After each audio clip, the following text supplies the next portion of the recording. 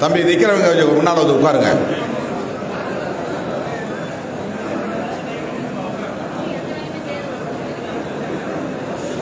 நான் முன்னுரையில் குறிப்பிட்டதைப் போல இன்றோடு இந்த மண்டல கலந்தாய்வு கூட்டம் நிறைவு பெற இருக்கிறது. எஞ்சி இருப்பது 15 நாட்கள் தான். 31ஆம் தேதி பேரணி. இந்த 15 நாட்களில் நாம் எந்த அளவுக்கு ஈடுபாட்டோடு தீவிரமாக களப்பணி ஆற்றுகிறோமோ அந்த அளவுக்குத்தான் பேரணியை நாம் வெற்றி பெற செய்ய முடியும். ஏற்கனவே நாம் தேசம் காப்போம் பேரணி நடத்தி அரசியல் அரங்கை அதிர்வுறச் செய்தோம். எப்படி இவ்வளவு திரள் என்று பலரும் புருவத்தை உயர்த்தக்கூடிய அளவுக்கு நம்முடைய பேரணி மிக பெரும் தாக்கத்தை ஏற்படுத்தியது.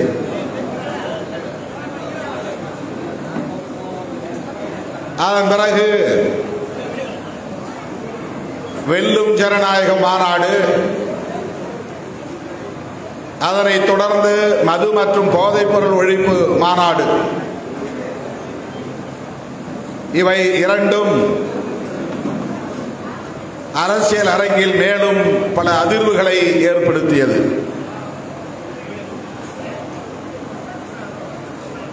இந்த சூழலில் நாம் இந்த பேரணியை அறிவித்திருக்கிறோம். இது சோடை போய்விடக்கூடாது.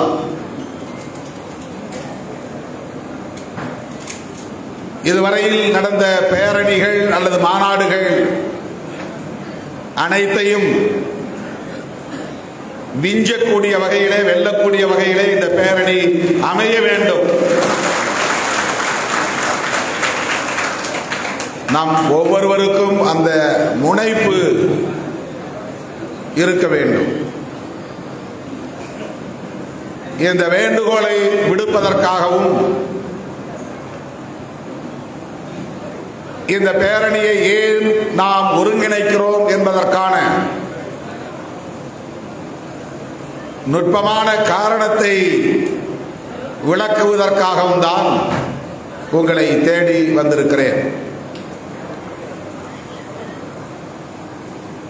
பெயரிலேயே பொருள் விளங்கும். ஆனாலும் கூட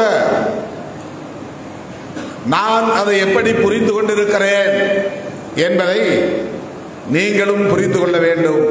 இதுதான் என்னுடைய வேட்கை. மதச்சார்பின்மை காப்போம். அப்படி என்றால் மதச்சார்பின்மைக்கு ஆபத்து இருக்கிறது என்ற செய்தி அதில் இருக்கிறது. அதை பாதுகாக்க வேண்டிய தேவை, வரலாற்று தேவை எழுந்துள்ளது என்பதும் அதில் மிக இலகுவாக தெரிகிறது. திடீரென்று நாம் இந்த அரசியலை பேசுவதற்கு, கையில் எடுப்பதற்கு, முன்னெடுப்பதற்கு எது முக்கியமான உந்து சக்தியாக இருந்தது அதுவும் நமக்கு தெரியும். வக்ஃபு திருத்த சட்டம்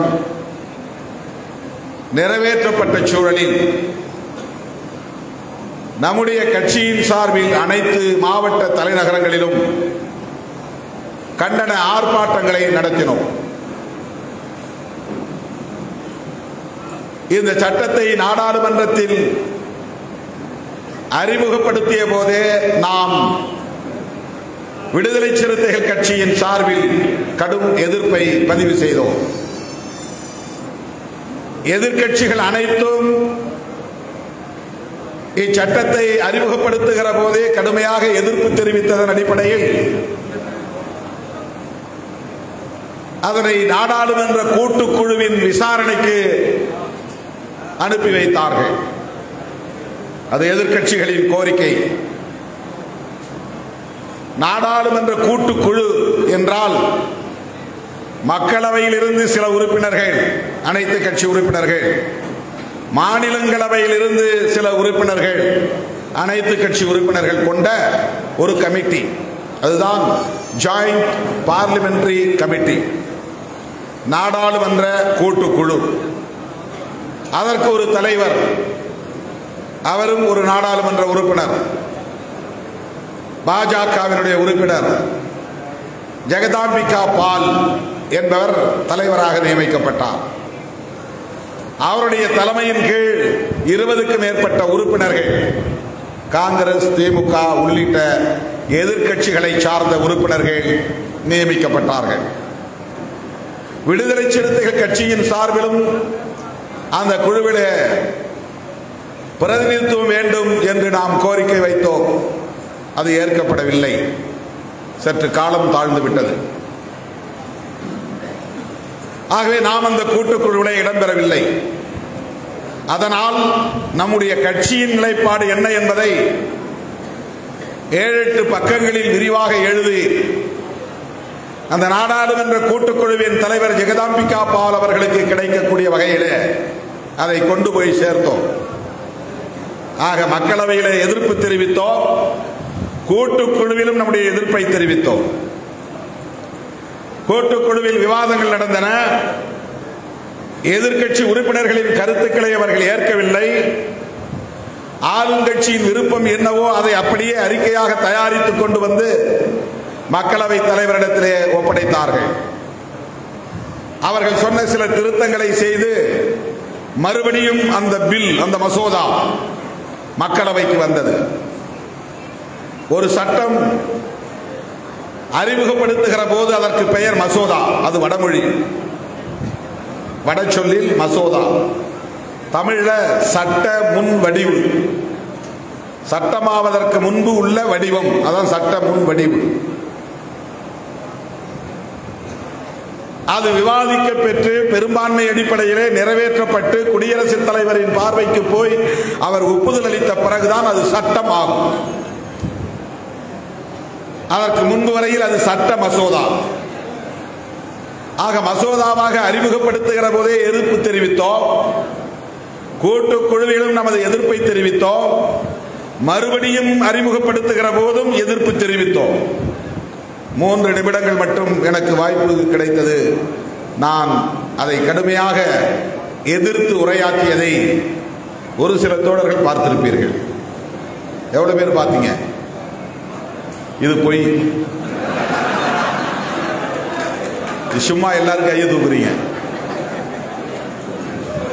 3 நிமிடங்கள் மட்டுமே நான் ஆற்றிய உரை யூடியூப்ல கிடக்கு, பார்க்காதவங்க மறுபடியும் பாருங்க. வக்ஃபு திருத்த சட்ட மசோதாவை விடுதலை சிறுத்தைகள் கட்சியின் சார்பில் 3வது கட்டமாகவும் எதிர்ப்பு தெரிவித்தோம். பெரும்பான்மை அடிப்படையில் நிறைவேற்றிவிட்டார்கள், சட்டமாகிவிட்டது. கண்டித்தோம், எதிர்த்தோம், அறிக்கை வெளியிட்டோம். போதும் என்று நாம் இல்லாமல் அதை திரும்ப பெற வேண்டும் என்று வலியுறுத்தி மறுபடி தமிழ்நாடு முழுவதும் ஆர்ப்பாட்டம் நடத்திய கட்சி விடுதலை சிறுத்தைகள் கட்சி. இந்தியாவிலேயே வேறு எந்த எதிர்க்கட்சியும் மாநில அளவில் கூட அதை எதிர்த்து ஆர்ப்பாட்டம் நடத்தி இருக்க வாய்ப்பில்லை. தமிழ்நாட்டில் நம்மை தவிர யாரும் நடத்தவில்லை.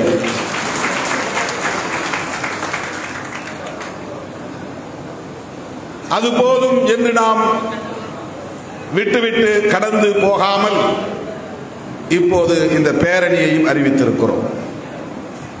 இது 5வது கட்டம். பன்ருட்டியிலே சில ஜமாத் கூட்டமைப்பு ஒன்று சேர்ந்து நடத்திய ஒரு கண்டன பொதுக்கூட்டத்தில் பங்கேற்று உரையாற்றுகிற போது என் பேச்சின் ஊடாக அந்த வேகத்தில் நான் ஒரு அறிவிப்பை செய்தேன். விரைவில் எமது கட்சியின் சார்பில் இதை கண்டித்து மாபெரும் பேரணியை நடத்தப் போகிறோம் என்று சொன்னேன். உயர்நிலை குழுவை கூட்டியோ அல்லது மாவட்ட செயலாளர்களை கூட்டியோ கருத்து கேட்டு இந்த முடிவை நாம் எடுக்கவில்லை.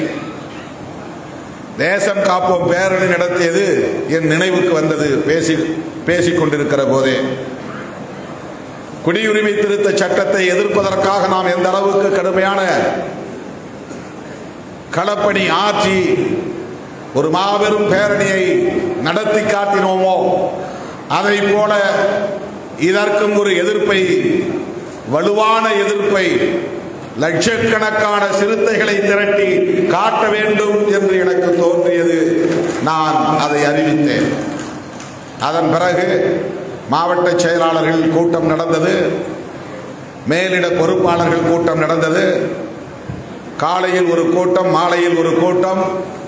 இந்த 2 நிகழ்வுகளிலும் பேரணி குறித்து நான் எடுத்துரைத்து உங்கள் ஒப்புதலை பெற்றேன்.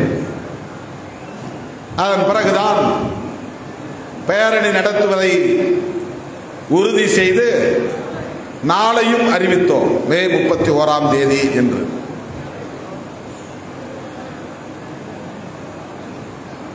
இது போதும், நீங்கள் களப்பணி செய்வதற்கு ஏற்கனவே நிறைய அனுபவங்கள் உங்களுக்கு உண்டு.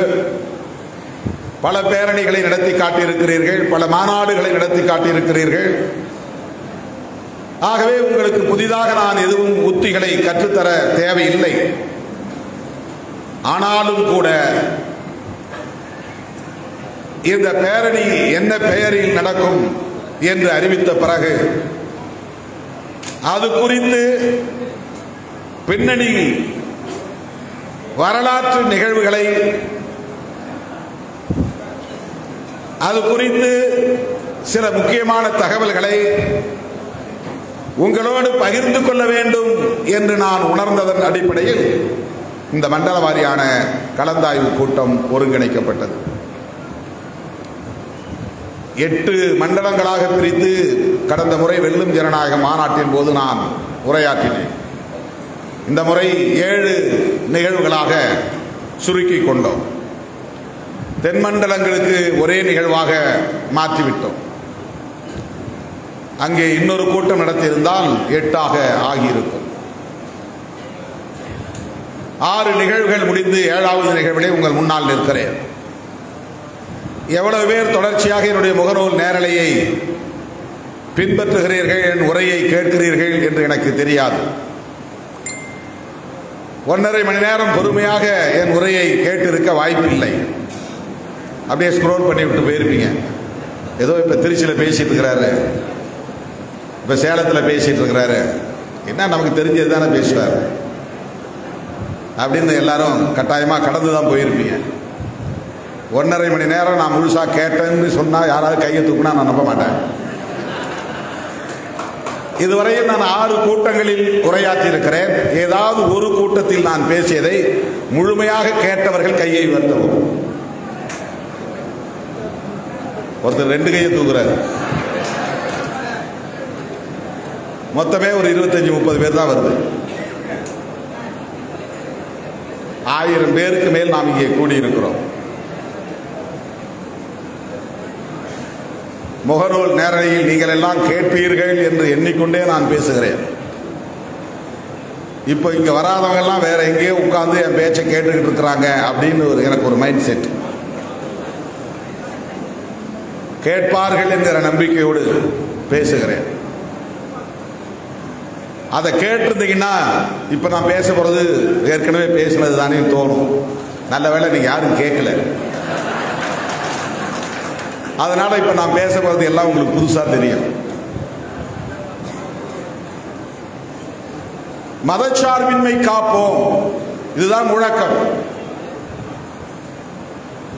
பொதுவாக அரசியல் கட்சிகள் மாநாடு போட்டால் மாநில மாநாடு, 12வது மாநில மாநாடு, 10வது மாநில மாநாடு அப்படின்னு தான் போடுவாங்க தலைப்பு. சில பேர் முழு நிலவு மாநாடு என்று போடுவார்கள். அதுல ஒரு பொலிட்டிக்கல் கண்டென்ட் இருக்காது. என்ன என்ன டாபிக், என்ன கண்டென்ட் ஒண்ணு இருக்காது. அதனாலதான் அங்க என்ன பேசுறதுன்னு தெரியாம பேசுறாங்க. அதுல ஒரு கண்டென்ட் இருந்தா அந்த தலைப்போட்டி பேசணுங்கிற உந்துதல் வரும். அப்ப தலைவர்கள் அதை பற்றி கொஞ்சமாவது ப்ரிப்பேர் பண்ணிட்டு வந்து பேசுவாங்க.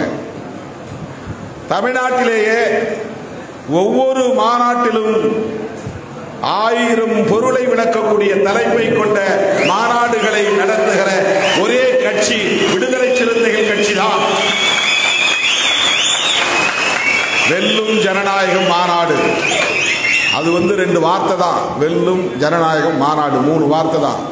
மாநாடுங்கிறது பொதுவான சொல். வெல்லும் ஜனநாயகம் அது ஒரு ஸ்லோகன் மாதிரி இருக்கு, ஒரு முழக்கம் மாதிரி இருக்கு. ஆனா அதுக்குள்ள வீழும் சனாதனம் என்கிற அரசியல் இருக்கிறது. ஜனநாயகத்திற்கும் சனாதனத்திற்கும் இடையிலே ஒரு யுத்தம் நடக்கிறது என்ற சொல் பொருள் அதிலே இருக்கிறது. தற்காலிகமாக சனாதன சக்திகள் சங்கிகள் வெற்றி பெற்று கொட்டமடிக்கலாம், இறுதியில் ஜனநாயகமே வெல்லும் என்று சொல்லுகிற பொருள் அடங்கி இருக்கிறது. நாங்கள் சிறுத்தைகள் சனாதனத்தை எதிர்த்து போராடுகிறோம் என்ற பொருள் அடங்கி இருக்கிறது. எங்கள் போராட்டமே இறுதியில் வெல்லும், ஜனநாயகம் வெல்லும் என்கிற பொருள் அடங்கி இருக்கிறது. Political content. மாநாட்டுக்கு இப்படித்தான் நாம் பெயர் வைத்திருக்கிறோம். மது மற்றும் போதைப் பொருள் ஒழிப்பு மாநாடு. அதில் மணிக்கணக்கில் பேசக்கூடிய அளவுக்கு கண்டென்ட் இருக்கு, உள்ளடக்கம் இருக்கு. பேசிக்கொண்டே இருக்கலாம். மதுவை பற்றி, மது மற்றும் போதைப் பொருள்களை பற்றி, அது எப்படி இங்கே விநியோகப்படுத்தப்படுகிறது, அதற்கு பின்னால் இருக்கிற மாஃபியா கும்பல் யார், அது பரவுவதால் யார் யார் இங்கே பாதிக்கப்படுகிறார்கள், இளம் தலைமுறையினர் எப்படி பாதிக்கப்படுகிறார்கள், ஒட்டுமொத்த சமூகமே எப்படி சீரழிகிறது, அதை தடுக்க வேண்டிய தேவை என்ன, டாஸ்மாக் கடைகளை ஏன் மூட வேண்டும், அதனால் அரசுக்கு என்ன நட்டம் ஏற்படு இருக்கிறது போன்று பேசிக்கொண்டே போகலாம். மணிக்கணக்கில் பேசலாம். அவ்வளவு கண்டென்ட் அதுக்குள்ளே இருக்கு. மாநில சுயாட்சி மாநாடு, தேசம் காப்போம் பேரணி,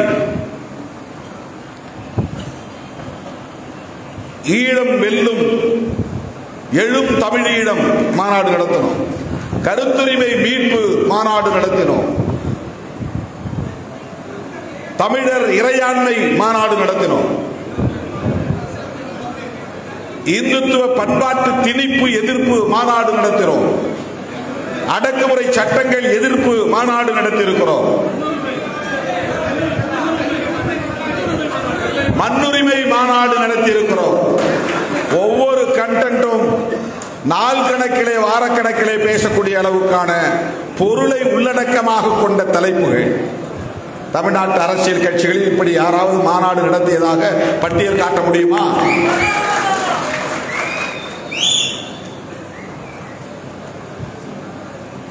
இப்போது நாம் மதச்சார்பின்மை காப்போம் என்று அறிவித்திருக்கிறோம். இந்த மதச்சார்பின்மை என்கிற சொல்லுக்கு பின்னால் பெரிய வரலாறு இருக்கிறது.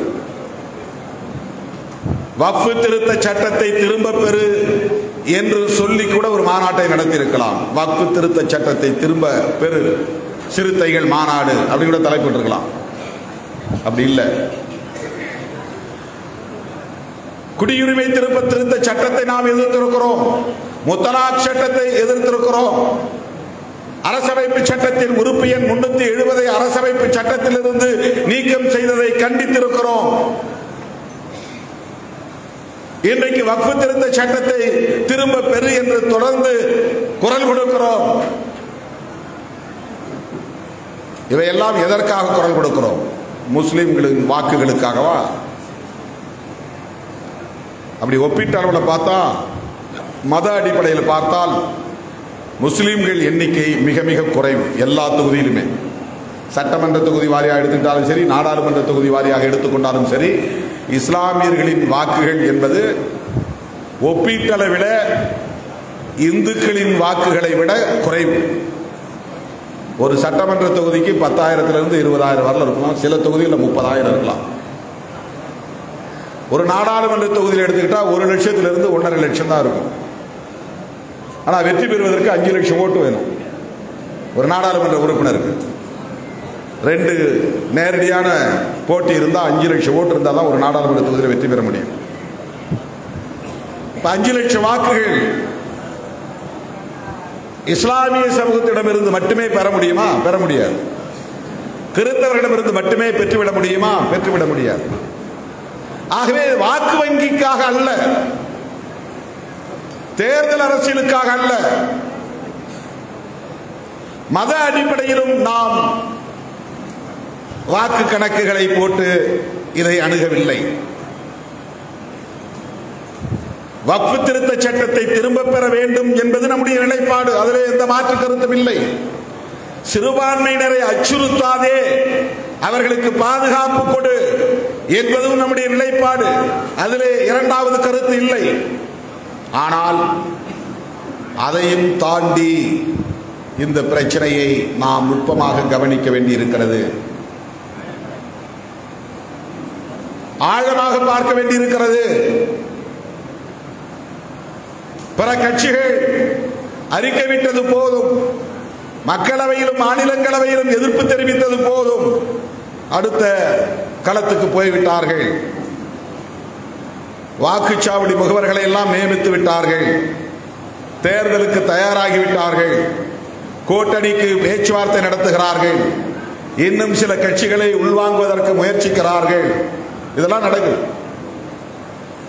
ஒரு டிபிக்கல் பொலிட்டிஷியனா இருந்தா நாமும் அப்படிதான் பண்ணணும். டிபிக்கல் பொலிட்டிஷியன்னா ஒரு சராசரி அரசியல்வாதி, முழுமையான ஒரு அரசியல்வாதி தேர்தலை மட்டுமே குறிவைத்து இயங்க வேண்டும். ஏன்னா அதுதான் அவருக்கான சர்வைவல். அவன் அந்த களத்தில் நீடித்து நிற்பதற்கு அதுதான் முக்கியமானது. தேர்தல் களத்தில் வெற்றிகரமாக இயங்கும் ஒரு அரசியல் இயக்கம்தான் தொடர்ந்து தாக்கு பிடித்து நிற்கும். அது தவறல்ல, தவறு என்று நான் சொல்ல மாட்டேன். ஆனால் அப்படி சிந்திக்காமல், அதற்காக காய்களை நகர்த்தாமல், அதற்காக கணக்குகளை போடாமல் நாம் அதை தாண்டி சிந்திக்கிறோம், செயல்படுகிறோம் என்றால் அதற்கு காரணம் நாம் 100 விழுக்காடு அம்பேத்கரின் பிள்ளைகள், பெரியாரின் பிள்ளைகள். நமக்கு தேர்தல் களத்தையும் தாண்டிய ஒரு கோட்பாட்டு களம் இருக்கிறது, கருத்தியல் களம் இருக்கிறது. அதை காப்பாற்ற வேண்டிய பொறுப்பு கூடுதலாக இருக்கிறது. தோழர்கள் தயவு கூர்ந்து கவனமாக கேட்க வேண்டும். மதச்சார்பின்மைக்கு ஆபத்து காங்கிரசுக்கு தெரியாதா? கம்யூனிஸ்டுகளுக்கு தெரியாதா? திராவிட கட்சிகளுக்கு தெரியாதா? அவர்களும் தான் பேசுகிறார்கள், அவர்களும் தான் கண்டிக்கிறார்கள். நாம் மட்டும் ஏன் அதை தாண்டி இன்னும் அதில் தீவிரம் காட்ட வேண்டும் என்ற கேள்வி எழுவது இயல்பு. நமக்கு அரசமைப்பு சட்டத்தை பாதுகாக்க வேண்டும் என்பதிலே கூடுதல் பொறுப்பு இருப்பதாக உணர்கிறேன். பெரும் பொறுப்பு இருப்பதாக உணர்கிறோம். அரசமைப்பு சட்டம் நீர்த்து போனால், அரசமைப்பு சட்டத்தின் உயிர் மூச்சு கோட்பாடுகள் வலுவிழந்து போனால் பிறகு நாம் அரசியலை பண்ண முடியாது. நமக்கு கடமை இருக்காது, நமக்கு அரசியல் பண்ண முடியாது. நம்மால வெறும் ஓட் பேங்க் பாலிடிக்ஸ்ல நாம சஸ்டைன் பண்ண முடியாது, நிற்க முடியாது.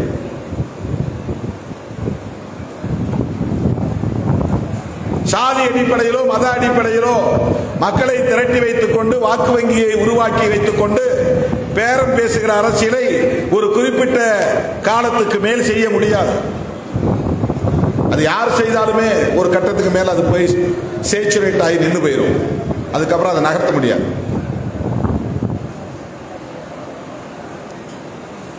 ஆகவே நம்முடைய நம்முடைய முதன்மையான பொறுப்பு என்னவென்றால், நம்மை எல்லாம் மனிதர்களாய் தலை நிமிர வைத்த நம்முடைய மகத்தான தலைவர் புரட்சியாளர் அம்பேத்கர் அவர்கள் வகுத்தளித்த அரசமைப்பு சட்டத்தை பாதுகாக்க வேண்டும் என்பதுதான். அதை பாதுகாக்க தவறிட்டோம்னா அப்புறம் நம்ம அரசியலே பண்ண முடியாது. நமக்கான கண்டென்ட் அங்கதான் இருக்கு, நமக்கான ஆயுதம் அங்கதான் இருக்கு, நமக்கான களம் அங்கேதான் இருக்கிறது. அதனால தான் நான் சொல்லுவேன், எத்தனை பேர் சினிமா ஸ்டார் வந்தால் கூட நமக்கு காம்படிட்டரா ஆக முடியாது. நமக்கு காம்படிட்டர்னா நமக்கு போட்டியாளர்களா வர முடியாது. நம்ம களமே வேற. நம்முடைய களத்தில் அவர்களால் தாக்கு பிடித்து நிற்க முடியாது. ஒரு உதாரணத்துக்கு நான் சொல்றேன்.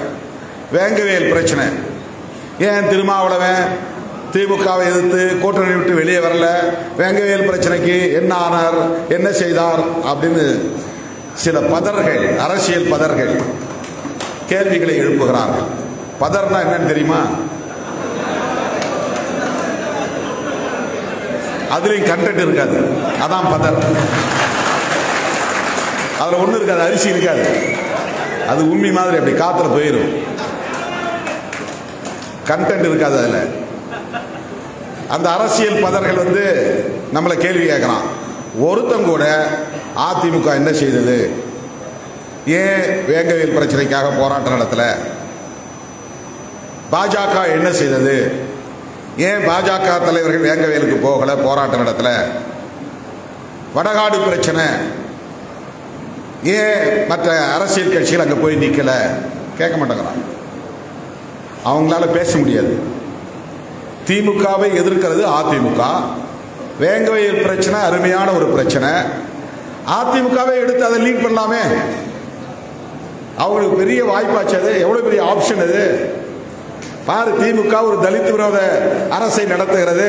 இங்க தலித்துகள் மீது பொய் வழக்கு போட்டு விட்டார்கள், அவங்களே மலத்தை கலந்து அவங்களே தண்ணியை குடிச்சாங்கன்னு சொல்லி அதிமுக திமுகவுக்கு எதிராக ஒரு பிரச்சாரத்தை எடுக்க முடியும். ஆனா எடுக்க மாட்டாங்க,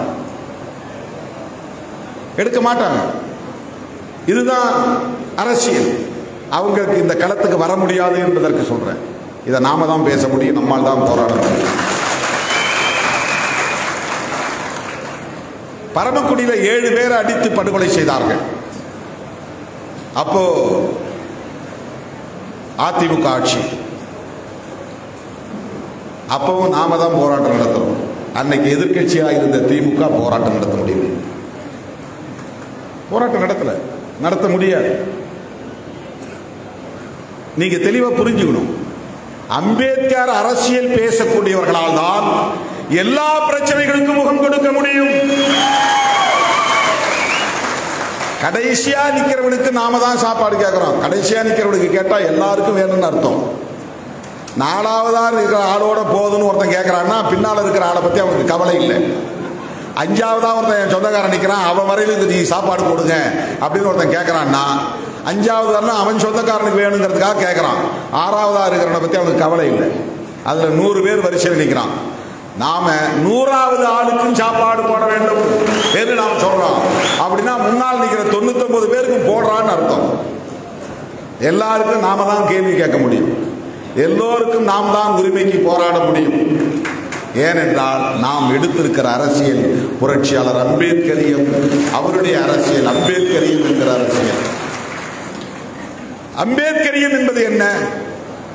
இதுக்கு பெரிய விளக்கம்லாம் தேவையில்லை. அரசமைப்பு சட்டத்தின் முகப்புரையை நீங்க படிச்சா போதும். அம்பேத்கரியம் என்பது வேறொன்றும் இல்லை. நீதி, சுதந்திரம், சமத்துவம், சகோதரத்துவம். இந்த 4 தான் அம்பேத்கரியம். முகப்புரையில இந்த 4 தான் உயிர் மூச்சு கோட்பாடு. இந்த 4ஐயும் நிலைநாட்டுவதற்கு இங்கே ஒரு அரசு உருவாக்கப்படுகிறது. அம்பேத்கர் எழுதுறார், we the people of India, இந்தியாவின் மக்களாகிய நாங்கள். நம்மளையும் சேர்த்துக்கிட்டார் 1950. அப்பெல்லாம் நாம யாருமே பிறக்கல, இதுவே பிறக்க போறவனையும் சேர்த்துக்கிட்டார். we the people of India having solemnly resolved to constitute into sovereign democratic republic. இது என்னன்னா, நாங்கள் இங்கே ஒரு குடியரசை உருவாக்குவதற்கு எல்லோரும் இணைந்து ஒருமித்த கருத்தின் அடிப்படையில் தீர்மானித்திருக்கிறோம். என்ன அரசு? இறையாண்மையுள்ள ஜனநாயக குடியரசு. இந்த குடியரசு என்ன செய்யும்? ஜஸ்டிஸ், சோசியல், எக்கனாமிக், பொலிட்டிக்கல், இந்த 3 தளங்களில் நீதி 3 வகைப்படும். நீதி 3 வகைப்படும். சமூக நீதி, பொருளாதார நீதி, அரசியல் நீதி. ஒவ்வொரு குடிமகனுக்கும் இது கிடைப்பதற்கு இந்த அரசு பாடுபடும். அதற்காக இந்த அரசை நாங்கள் உருவாக்குகிறோம். சுதந்திரம், சிந்திப்பதற்கு, கருத்து சொல்வதற்கு, ஒரு மதத்தின் மீது நம்பிக்கை வைப்பதற்கு, ஒரு கடவுளை ஏற்றுக்கொள்வதற்கு, எல்லாத்துக்கும் சுதந்திரம். ஈக்குவாலிட்டி, ஆப்பர்ச்சுனிட்டி அண்ட் ஸ்டேட்டஸ், சமமான வாய்ப்பை கொடுப்பதற்கும் சமமான தகுதியை உருவாக்குவதற்கும் சமத்துவம் என்கிற கோட்பாடு. ஃப்ரெட்டர்னிட்டி, இந்திய மக்கள் அனைவரும் சகோதரர்களாக ஒருங்கிணைந்து ஒற்றுமையாக வாழ்வதற்கு, இந்தியர் என்கிற ஒருமைப்பாட்டை உருவாக்குவதற்கு, யூனிட்டி அண்ட் இன்டெகிரிட்டி, இதையெல்லாம் உருவாக்குவதற்காக இங்கே நாங்கள் ஒரு அரசை உருவாக்குகிறோம். அந்த அரசு வார்த்தைகளில் போடாமலேயே 1950 ஜனவரி 26 அன்று நிறைவேற்றப்பட்ட, நடைமுறைக்கு ஏற்றுக்கொள்ளப்பட்ட அரசமைப்பு சட்டத்தில் உலகத்துக்கே ஒரு செய்தியை சொல்லுகிற அரசமைப்பு சட்டம். இந்த அரசு மதசார்பற்ற அரசு என்று சொல்லுங்கள். அதில் லெட்டர் இன் ஸ்பிரிட் என்று ஆங்கிலத்திலே சொல்வார்கள். அப்படி எழுத்துப்பூர்வமாக பதிவு செய்யவில்லை. But it is implied. இது உணரக்கூடிய ஒரு செய்தி. என்ன உணரக்கூடிய செய்தி என்றால், இந்த அரசு எந்த மதத்தையும் சார்ந்து இயங்காது. நாங்கள் உருவாக்க போகிற இந்த அரசு ஒரு மதசார்பற்ற அரசு. இதான் நீங்க அடிக்கோடிடணும். Underline the word. இந்த வார்த்தை தான் ரொம்ப முக்கியமானது. இதுதான் இப்ப இந்தியாவில் நடந்துட்டு இருக்கிற பொலிட்டிக்கல் டிபேட். இந்தியா முழுக்க நடக்கிற அரசியல் என்னன்னா, ஒரு புறம் மதசார்பின்மையை எதிர்க்கிறவர்கள், இன்னொரு புறம் மதசார்பின்மையை ஆதரிக்கிறவர்கள். இந்த அரசு மதசார்பற்ற அரசா? ஆம் என்பவர்கள் ஒரு புறம், கூடாது என்பவர்கள் இன்னொரு புறம். மதசார்பற்ற அரசு என்பதை ஏற்றுக்கொள்ளாதவர்கள் சனாதன சக்திகள், சங் பரிவார்கள், சங்கிகள், RSS காரர்கள், விஸ்வ இந்து பரிஷத்தை சார்ந்தவர்கள், பஜ்ரங் தள், இந்து முன்னணி, பாரதிய ஜனதா, ABVP, பாரத் மஸ்தூர் யூனியன், மஸ்தூர் சபா, இப்படி எல்லாம் தனித்தனி அமைப்புகள் இருக்கு. BMS, ABVP, இதெல்லாம் சங்க பரிவாரங்கள். இவங்க எல்லாருடைய நோக்கம் என்னன்னா, இந்த அரசாங்கம் மதசார்பற்ற அரசாங்கமாக அறிவிக்கப்படுவது ஏற்புடையதல்ல. அரசுக்கு ஒரு மதம் வேண்டும். இதுதான் ஒரு தரப்பினுடைய வாதம். வெவ்வேறு பெயர்ல இயங்குவாங்க. அந்த கட்சியோட கூட்டணி சேர்ந்துக்குவாங்க. அவங்களுக்கு அரசமைப்பு சட்டம் ஒரு பொருட்டு கிடையாது. அவர்களுக்கு அம்பேத்கர் ஒரு பொருட்டு கிடையாது. அம்பேத்கருடைய கனவு பற்றி அவர்களுக்கு எதுவும் தெரியாது. அம்பேத்கர் எப்படிப்பட்ட இந்தியாவை கட்டமைக்க வேண்டும் என்று கனவு கண்டார் என்பதை அவர்களால் உணர்ந்து கொள்ள முடியாது. 1000 தலைமுறைகளாக இந்த மண்ணிலே நீடித்து நிலைத்திருக்கக்கூடிய சமூக ஒழுங்குதான் தொடர வேண்டும் என்று விரும்புகிறவர்கள். வர்ணாசிரம தர்மத்தின் அடிப்படையில் இந்த சமூக கட்டமைப்பு நிறுவப்பட்டிருக்கிறது, அது தொடர வேண்டும். அதுதான் அவர்களுடைய எதிர்பார்ப்பு, அதுதான் அவர்களின் விருப்பம். 1000 தலைமுறைகளாக இந்த மண்ணிலே நீடித்து நிலைத்திருக்கக்கூடிய இந்த சமூக கட்டமைப்பை தகர்த்தெறிய வேண்டும் என்பதுதான் புரட்சியாளர் அம்பேத்கரின் அரசியல். அதற்கு அவர் மாவோயிஸ்டுகளைப் போல ஆயுத பயிற்சி எடுக்க வேண்டும் என்று விரும்பவில்லை. புலிகளைப் போல ஆயுதம் ஏந்தி போராட வேண்டும் என்று அவர் கருதவில்லை. இன்றைக்கும் இந்தியாவிலே சத்தீஸ்கர், தெலுங்கானா, ஒடிசா ஆகிய பகுதிகளில் 4000க்கு மேற்பட்ட மாவோயிஸ்டுகள் ஆயுதங்களோடு காடுகளில் பதுங்கியிருக்கிறார்கள். அவர்களின் நோக்கம் இந்த மண்ணை காப்பாற்ற வேண்டும், மக்களை காப்பாற்ற வேண்டும். குறிப்பாக தலித்துகளுக்கும் பழங்குடி மக்களுக்கும் எதிராக நிகழ்கிற சாதிய வன்கொடுமைகளை தகர்த்தெறிய வேண்டும். அவர்களுக்கான நில உரிமைகளை மீட்டுத் தர வேண்டும். அதற்காக ஆதிக்கம் செலுத்துகிற நிலப்பரப்புகளையும் முதலாளித்துவ சக்திகளையும் தரகு முதலாளிகளையும் பன்னாட்டு நிறுவன முதலாளிகளையும் எதிர்க்க வேண்டும். இதுதான் அவங்களுடைய அரசியல். அவங்க மாவோயிஸ்டுகள். அவங்க ஆயுத பயிற்சி எடுக்கிறாங்க, காடுகளில் பதுங்கி இருக்கிறார்கள். அவர்களை அழித்தொழிப்பதற்கு அமித்ஷா ஹெலிகாப்டர் அடிச்சுட்டு இருக்கிறார். டெய்லி ஹெலிகாப்டர் அங்கே போய் குண்டு போட்டுக்கிட்டு இருக்கு. ஆபரேஷன் நடக்குதுங்க. ஆபரேஷன் ககர் அதுக்கு பேரு. இந்தியா பாகிஸ்தான் வாருக்கு ஆபரேஷன் சிந்தூர். சிந்தூர்னா குங்குமம், குங்கும நடவடிக்கை.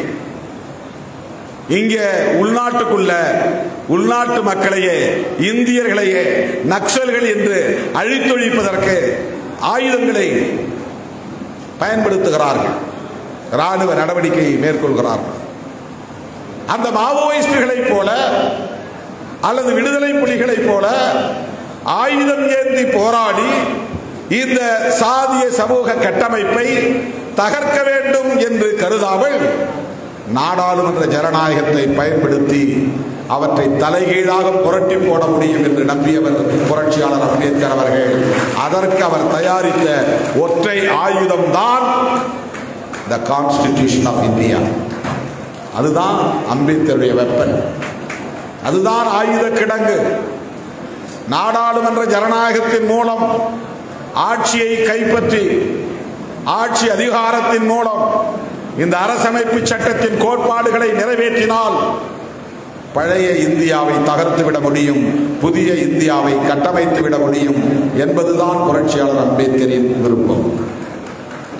அம்பேத்கரை நம்ம சாதிக்காரன் நினைச்சுக்கிட்டு யாரும் அவரை பின்பற்றக்கூடாது. இந்த அரசியலை உள்வாங்கிக் கொண்டு அவரை பின்பற்ற வேண்டும்.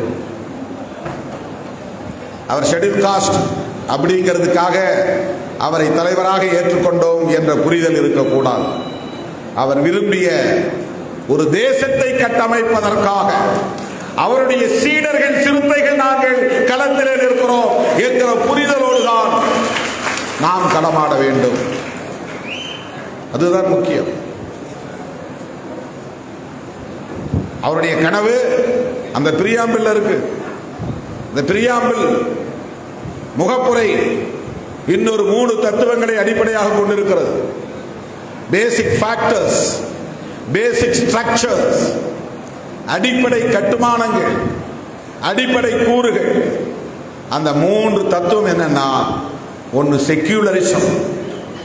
அதெல்லாம் நீங்க மனப்பாடம் பண்ணி வச்சுக்கணும். அந்த சொல்ல முறையா உச்சரிக்கணும். அரசியல் களத்தில் இருக்கிறவங்க வக்ஃபு அப்படிங்கிறத வகுப்பு அப்படின்னு உச்சரிக்க கூடாது. வகுப்பு சட்டம், வகுப்பு திருத்த சட்டம், வக்ஃபு WAQF இங்கிலீஷ்ல. அதை மலையாளத்துக்காரங்க வக்கஃப் அப்படின்றாங்க. நாம வக்ஃபுன்றோம். வா இக் ஃபு, அவ்வளவுதான். அதை உச்சரிக்கவும் நாம சரியா முறையா கற்றுக்கொள்ள வேண்டும். அந்த மாதிரி ஆங்கில சொற்களாக இருந்தாலும், சமஸ்கிருத சொற்களாக இருந்தாலும், உருது சொற்களாக இருந்தாலும், எந்த சொற்களாக இருந்தாலும், பிறமொழி சொற்களாக இருந்தாலும் அதை முறையாக கற்று உச்சரிக்க தெரிந்து கொள்ள வேண்டும். இப்போ செக்யூலரிசம் அப்படிங்கிற ஒரு தத்துவம் இருக்கு. அரசமைப்பு சட்டம் முன்மொழியக்கூடிய ஒன்று. இரண்டாவது புளூரலிசம், மூன்றாவது ஃபெடரலிசம். இந்த 3 முக்கியமான கோட்பாடுகள் அரசமைப்பு சட்டத்தில் இருக்கிற உயிர் மூச்சு கோட்பாடுகள். செக்யூலரிசம் என்பது மதச்சார்பின்மை. அரசாங்கத்துக்கு மதம் கிடையாது. ஒரு குடிமகன் இந்துவா இருக்கலாம், நாளைக்கு முஸ்லீமா மாறலாம், வேண்டான்னு சொல்லிட்டு அவர் சீக்கியனா மாறலாம், எந்த கடவுளையும் கும்பிடலாம், தலப்பாக கட்டிக்கலாம், தாடியை வளர்த்துக்கலாம், குர்ஆனை படிக்கலாம், பைபிளை படிக்கலாம், பகவத்கீதையை படிக்கலாம். குடிமக்களுக்கு மதம் சார்ந்து இயங்குவதற்கு வாழ்வதற்கு இந்த சட்டம் அனுமதிக்கிறது. ஆனால் நாம் உருவாக்குகிற அரசு எந்த மதத்துக்கும் சார்பாகவும் இருக்கக்கூடாது, எதிராகவும் இருக்கக்கூடாது. இப்ப பிஜேபி ஆட்சி வந்ததிலிருந்து எவ்வளவு வெளிப்படையா முஸ்லிம்களை எதிர்க்கிறார்கள். அவங்க இந்துக்களை ஆதரிக்கிறார்களா இல்லையா என்பது வேற, ஆனா முஸ்லிம்களை எதிர்க்கிறார்கள். அப்படின்னா இது செக்யூலரிசம் கிடையாது. எந்த ஒரு மதத்தையும் எதிர்க்க கூடாது, மத விவகாரங்களில் தலையிடக்கூடாது. அதுதான் செக்யூலரிசம்.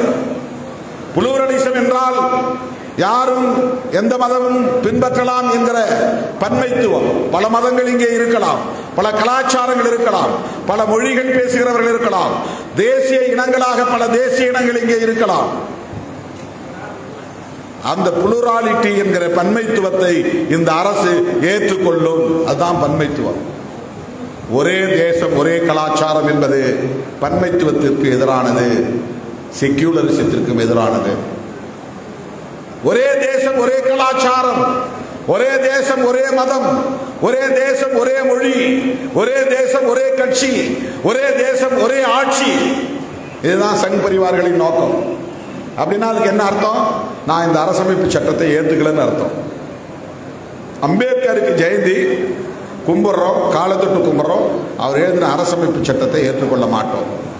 அதுதான் சங் பரிவார்களின் நிலைப்பாடு. ஒரே தேசம் ஒரே கலாச்சாரம் என்று சொன்னால் அது ஆன்டி கான்ஸ்டிடியூஷன், அரசமைப்பு சட்டத்திற்கு எதிரானது, அம்பேத்கருக்கு எதிரானது. மூணாவது பெடரலிசம். பெடரலிசம்னா இங்க பல மாநிலங்கள் பிரிக்கப்பட்டிருக்கின்றன. அந்த மாநிலங்களுக்கு சில அதிகாரங்களை தருகிறோம், மாநில அரசுகளுக்கு சில உரிமைகளை தருகிறோம். அவங்க என்னென்ன வகையான துறைகளில் சட்டம் இயற்றிக் கொள்ளலாம், அதை குடியரசுத் தலைவர் அப்ரூவல் செய்யணும், சில சட்டங்களை ஆளுநரே அங்கீகரிக்கணும். இதெல்லாம் மாநில அரசுகளுக்கு தரப்பட்டிருக்கிற அதிகாரங்கள், உரிமைகள்.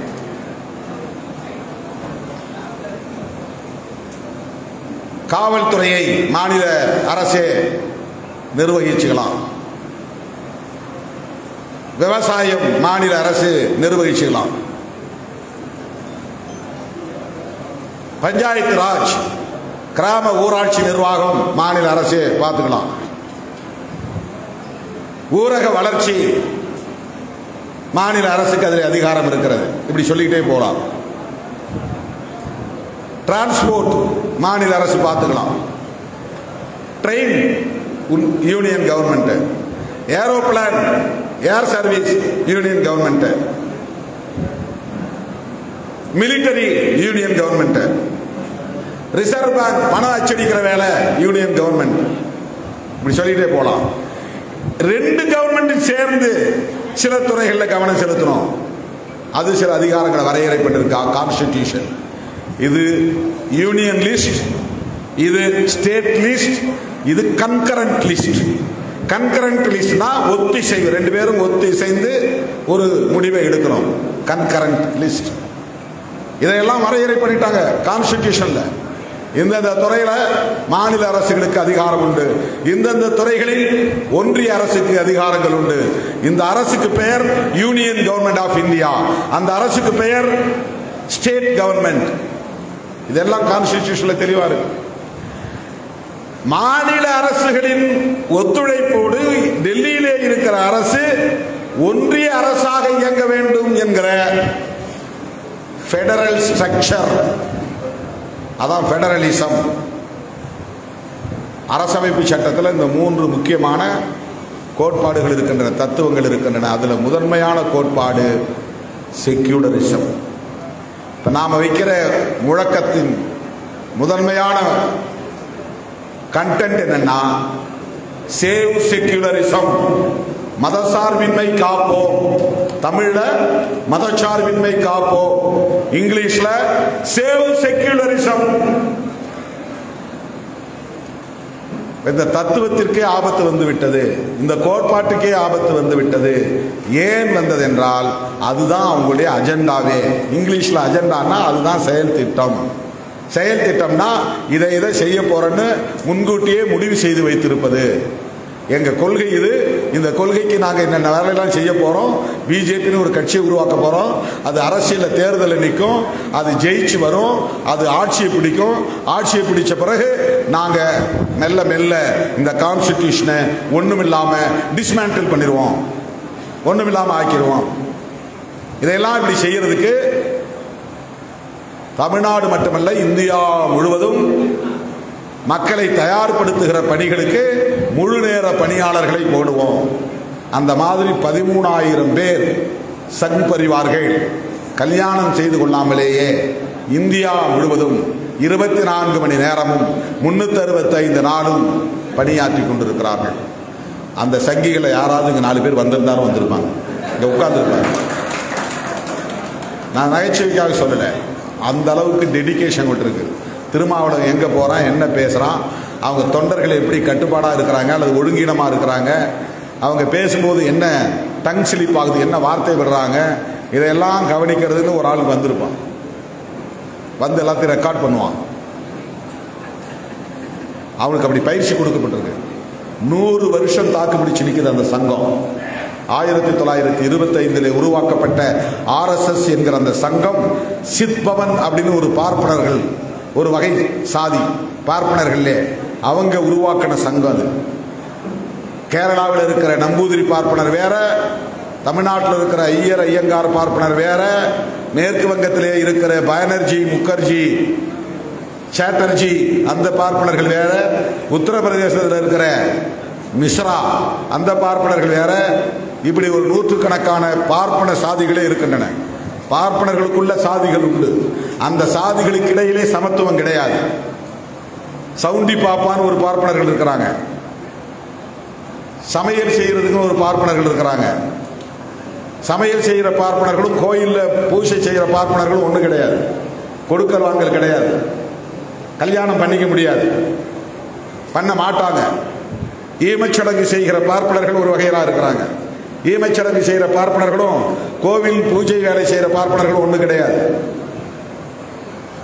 சமையல் தொழில் செய்யக்கூடிய பார்ப்பனர்களும் ஒண்ணு கிடையாது.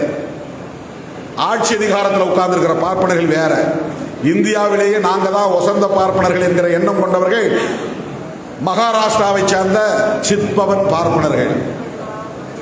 அவங்களை விட உயர்ந்த பார்ப்பனர்கள் நான் என்கிற எண்ணம் கொண்டவர்கள் கேரளாவில் இருக்கிற நம்பூதிரி பார்ப்பனர்கள். ஆர் வெங்கட்ராமன் என்கிற பார்ப்பனர் குடியரசுத் தலைவராக இருந்த போது கேரளாவுக்கு சென்ற போது ஒரு கோவிலுக்குள்ளே நுழைந்த போது சட்டையை கழட்டிட்டு உள்ளவான்டான். நானும் உங்க ஆள் தாயா, நீ வேற நான் வேற, சட்டையை கழட்டி உள்ளவா. சாதிகளுக்கு இடையிலே இவ்வளவு பெரிய இடைவெளி இருக்கிறது. அவர்கள் உருவாக்கிய ஒரு சங்கம் RSS, ராஷ்டிரிய சுயசேவக் சங். சங்குனா சங்கம், சுயசேவக் அப்படின்னா தன்னார்வ தொண்டர்கள், ராஷ்டிரியன்னா தேசிய, தேசிய தன்னார்வ தொண்டர்கள் படை, அதாவது RSS தமிழ்ல. அவர்களுக்கு முக்கியமா 3 லட்சியங்கள் இருக்கின்றன. Ultimate aim. 1, இந்தியாவுடைய பெயரை இந்தியா பாரத் அப்படிங்கிறத மாற்றணும். இதெல்லாம் நான் கற்பனையா சொல்லலை, யூகமா சொல்லலை, 100க்கு 100 உண்மை உண்மை உண்மை. அவர்களின் இறுதி இலக்கு இந்தியாவின் பெயரை மாற்ற வேண்டும். இந்தியா அப்படிங்கிற பேர் அவங்களுக்கு விருப்பம் இல்லை, பாரத் அப்படிங்கிறதுல கூட அவங்களுக்கு விருப்பம் இல்லை. வெளிப்படையா இந்து ராஷ்டிரா அப்படின்னு அறிவிக்கணும். இல்லைன்னா இந்துஸ்தான், அது பாகிஸ்தான், இது இந்துஸ்தான். இது ஒரு லட்சியம். 2வது லட்சியம் அகண்ட பாரதம் அமைக்க வேண்டும். அகண்ட பாரதம் என்ன? இன்னைக்கு இருக்கிற பாரதம், அன்னைக்கு இருக்கிற இந்தியா சுருங்கி போயிருச்சு. ஏற்கனவே இருந்த ஒரு பகுதி பாகிஸ்தானா போயிருச்சு, இன்னொரு பகுதி பங்களாதேஷா போயிருச்சு, கொஞ்சம் பகுதி ஆப்கானிஸ்தான்லயே இருக்குது. இதையெல்லாம் மறுபடியும் மீட்டு பாகிஸ்தானை வென்று மீட்டு இந்தியாவோடு இணைக்கணும். பங்களாதேஷையும் பாரதத்தோடு இணைக்கணும். இந்தியா விடுதலை பெறுகிற போது 1947 2 பாகிஸ்தான் உருவாச்சு. ஒன்னு மேற்கு பாகிஸ்தான், ஒன்னு கிழக்கு பாகிஸ்தான். மிச்ச இந்தியா. ஜம்மு காஷ்மீர்ல ஒரு பகுதி, காஷ்மீர் பகுதியில் பாகிஸ்தான்காரன் ஆக்கிரமிப்பு பண்ணி வச்சிருக்கிறான். அதை இன்னைக்கும் POK சொல்றான், பாகிஸ்தான் ஆக்குபைடு காஷ்மீர் அப்படின்னு சொல்றான். அந்த பகுதி பாகிஸ்தான், மேற்கு பாகிஸ்தான், கிழக்கு பாகிஸ்தான், இதெல்லாம் ஒரு காலத்தில் பாரதமா பிரிட்டிஷ் ஆட்சியின் கீழ் இருந்தது, வெள்ளைக்காரன் ஆட்சியில் இருந்தது. சமஸ்தான பகுதிகள் போக மிச்ச பகுதிகள் பிரிட்டிஷ் இந்தியான்னு பேரு. ஆனா சமஸ்தானத்தை சார்ந்த மன்னர்களும் பிரிட்டிஷ் இந்தியாவுக்கு கட்டுப்பட்டு தான் இருந்தாங்க. எனவே அகண்ட பாரதம் அமைக்க வேண்டும், அது முக்கியமானது. மூன்றாவது, அப்படி உருவாக போகிற இந்தியாவுக்கு, அவன் உருவாக்க போகிற அந்த இந்துஸ்தானுக்கு அரச மதம் அறிவிக்க வேண்டும், ஸ்டேட் ரிலீஜன். இந்த 3 RSS காரனுடைய அல்டிமேட் எய்ம்ஸ், இறுதி இலக்குகள். இதை நிறைவேற்றுவதற்கு அவனுக்கு எது தடையாக இருக்கிறது என்றால், காங்கிரஸ் கட்சியா, அது எலக்டோரல் எனிமி, அவ்வளவுதான், அது தடையா இல்லை. கம்யூனிஸ்டுகளா, ஐடியாலஜிகளா எதிர்க்கிறாங்க, அவங்க ஒரு பெரிய சக்தி இல்லை அவனை பொறுத்த வரையிலும். திராவிட கட்சிகளா, தமிழ்நாட்டுக்குள்ள அவங்க இருக்கிறதுனால நம்மளால கட்சியை வளர்க்க முடியல, அவங்க எதிரி. அவங்க பேசுற அரசியல் நம்ம அரசியலுக்கு எதிரானதுதான், ஆனா அது ஒரு பொருட்டு இல்லை அவங்களுக்கு. இப்ப அவங்களுக்கு இந்த கனவுகளை நனவாக்குவதற்கு எது தடையாக இருக்கிறது, முட்டுக்கட்டையாக இருக்கிறது என்றால், புரட்சியாளர் அம்பேத்கர் வகுத்தளித்த அரசமைப்பு சட்டம் தான். இதை அவன் வெளிப்படையாக சொல்ல மாட்டான். அதனால்தான் திருமாவளவன் சொல்லுகிறான், ஊர் ஊராக போய் சொல்லுகிறான். அவன் வெளிப்படையாக சொல்ல மாட்டான். அரசமைப்பு சட்டத்தை தாங்களின் எதிரி என்று அவர்கள் ஒருபோதும் சொல்ல மாட்டார்கள், அதை மதிக்கிறோம் என்பார்கள். ஆனால் அதை மெல்ல மெல்ல மெல்ல வலுவிழக்க செய்கிறார்கள். ஒவ்வொரு அடியும் கான்ஸ்டிடியூஷனுக்கு எதிராகத்தான். அவன் தொடுக்கிற தாக்குதல் அரசமைப்பு சட்டத்திற்கு எதிரான தாக்குதல்.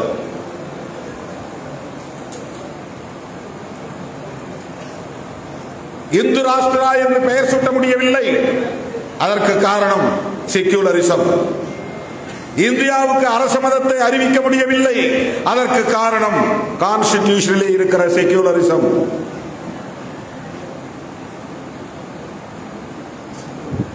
சமூக நீதி பழைய சமூக கட்டமைப்பை தகர்க்கிறது. ரிசர்வேஷன், கக்கூஸ் கருவனெல்லாம் இன்னைக்கு இந்தியாவின் உச்ச நீதிமன்றத்தின் தலைமை நீதிபதியாக போய் உட்காருகிறார் B.R. கவாய். அடிநிலையில் உழந்த ஒரு சமூகத்தில் இருந்து புரட்சியாளர் அம்பேத்கரால் தான் நாங்கள் இந்த நிலைக்கு உயர்ந்தோம் என்று B.R. கவாய் அம்மா இன்றைக்கு பேட்டி கொடுத்திருக்கிறார். எவ்வளவு பெரிய தலைகீழ் மாற்றம். 1991 நான் எழுதிய முழக்கம், தலை நிமிர சேரி திரளும், தலை கீழாய் நாடு புரளும். தலை கீழாய் நாடு புரளுகிறது. இந்தியாவின் தலைமை நீதிபதி,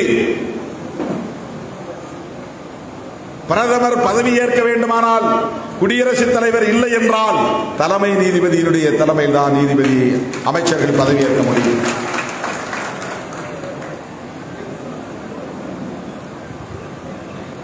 இது எதனால் ஏற்பட்டது? கான்ஸ்டிடியூஷன். எதனால் ஏற்பட்டது? சமூக நீதி. எதனால் ஏற்பட்டது? விளிம்பு நிலை மக்களுக்கு கல்வியிலும் அதிகாரத்திலும் பகிர்வு வேண்டும், அதிகார பகிர்வு வேண்டும். அதை உறுதிப்படுத்துகிறது அரசமைப்பு சட்டம். SC/ST மட்டுமா? இல்லை. சோசியலி, எஜுகேஷனலி பேக்வர்ட் கிளாஸஸ் அப்படின்னா யார்? OBC, அவங்களும் தான். அவங்களுக்கு என்ன? கல்வியிலும் வேலை வாய்ப்பிலும் இடஒதுக்கீடு வேண்டும். எது சொல்லுகிறது? அரசமைப்பு சட்டம் சொல்லுகிறது. அதனால்தான் மண்டல் கமிஷன், அதனால்தான் 27% இடஒதுக்கீடு, அதனால்தான் இன்னைக்கு சுதந்திரமா சித்திரை பௌர்ணமி விழாவை கொண்டாட முடிகிறது. இந்த வாய்ப்பை தருவது அரசமைப்பு சட்டம் தான். கல்வியிலே இடஒதுக்கீடு, வேலை வாய்ப்பிலே இடஒதுக்கீடு, கருத்து சொல்ல சங்கம் அமைக்க, சாதி பெயரில் இயங்க, மதத்தின் பெயரில் இயங்க, எல்லாவற்றுக்குமான சுதந்திரத்தை தருவது எது? அரசமைப்பு சட்டம். இதுதான் அவனுடைய பழைய ஆர்டரை டிஸ்டர்ப் பண்ணுது.